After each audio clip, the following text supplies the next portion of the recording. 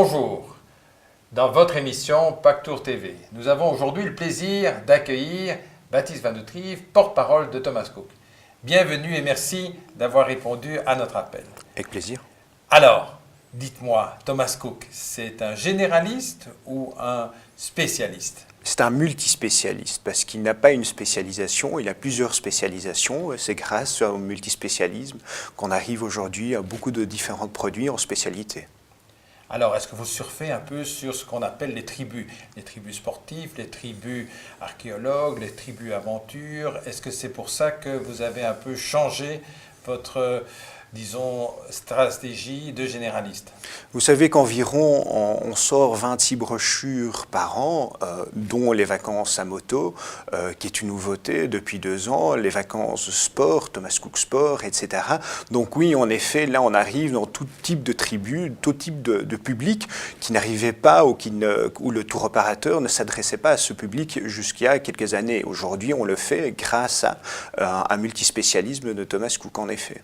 Et c'est une des raisons pour laquelle vous avez changé votre organigramme, ou est-ce que d'autres raisons plus obscures, la lourdeur, la vieillesse de certains, etc. Pourquoi avez-vous changé l'organigramme et qu'est-ce que ça va changer pour une agence?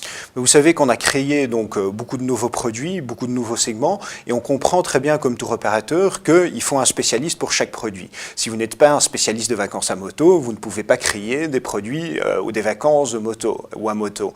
Et à ce moment-là, on a très bien compris que la personne qui fait ça ne peut pas faire quelque chose d'autre et ne peut pas s'adresser à un même public qui vend ou qui achète des hôtels en Espagne pour un grand public. Et donc, on a dû changer notre stratégie. C'est une stratégie mainstream business qu'on appelle en fait, qui sont les vacances classiques avec des hôtels concept, etc. Mais aussi un spécialiste qui est nécessaire et qui doit avoir une autre organisation, une autre structure et une autre politique que la politique de notre business mainstream. Mais alors, qu'est-ce que ça veut dire concrètement pour une agence de voyage? Parce que l'agence de voyage aujourd'hui est confrontée à plusieurs défis. Par exemple, est-ce que vis-à-vis d'un client, il faut-il recommander le early booking, le last minute ou le prix plein? Qu'est-ce qu'il faut faire?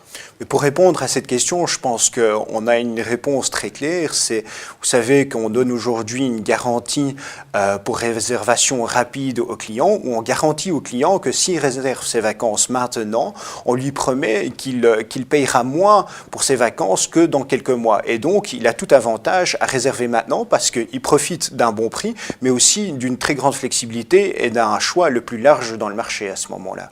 Oui, mais l'agence de voyage qui aujourd'hui est rémunérée à la commission. Tout à fait. Donc, est-ce qu'il n'y a pas une contradiction en disant plus on vend cher, plus on gagne de l'argent? Par contre, le client, lui, c'est le raisonnement inverse. Alors, qu'est-ce que vous conseillez aux agences? Mais là, vous savez que de toute façon, le client, et surtout en temps de crise, il est à la recherche d'un voyage au prix le plus bas. Non pas le voyage le moins cher, mais le voyage, son même voyage, il le cherchera, il le payera au moment le plus bas. Donc, il vaut mieux lui donner la possibilité de choisir ses vacances tout au début de saison, et là, il a tout le choix, et il sera content de son agence de voyage et toute information qu'on lui donne, qu'en last minute, ou à ce moment-là, comme agence de voyage, on devra lui dire, monsieur, il nous reste ceci et ceci, et à ce moment-là, l'agence de voyage n'en profitera pas. En second lieu, vous savez aussi que si, en temps de garantie de réservation rapide, si le prix augmente quand même, on lui donne un bon, et à ce moment-là, le client reviendra vers l'agence de voyage, et avec ce bon, il pourra réserver seconde vacances, ou ses troisième ou autres vacances plus tard. Donc, il a tout avantage à réserver maintenant. Alors, dans ce foisonnement de nouveaux produits, dans ce foisonnement de prix qui changent tout le temps, dans ce foisonnement, disons, de commissions et de canaux de distribution, comment une agence de voyage peut être formée? Est-ce qu'il y a du e-learning ou est-ce que vous continuez à passer 2 ou 3 fois par an dans chacune des agences de Belgique? Il y a plusieurs moments de contact et de learning aussi. Il y a en effet, il y a l'e-learning qui est important, mais de l'autre côté, ce qu'on souhaite quand même faire, c'est avoir une approche plus intense avec l'agence de voyage. C'est pour cela, par exemple, que l'année dernière, ou en fin d'année, on n'a pas eu notre grande fête de fin d'année. Pourquoi? Parce qu'on a fait en fait des lunchs avec l'agence de voyage où on a un contact plus proche parce qu'on était 10 ou 15 à nous parler. Et à ce moment-là, le product manager, la personne responsable commerciale, etc., pouvait avoir une approche plus proche avec l'agence de voyage, répondre à ses questions très concrètes et aussi revenir sur son dossier s'il souhaitait.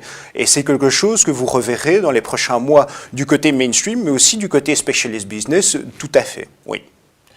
Donc, si nous espérons tous gagner un peu plus d'argent en 2012, tout en ayant la fidélité de nos clients, tâchons de trouver les niches, comme le propose Thomas Cook, avec des niches de multispécialistes, tout en étant généralistes. Alors c'est un peu de tout, comme les fromages belges, mais néanmoins, ça donne beaucoup d'espérance. Bonne journée.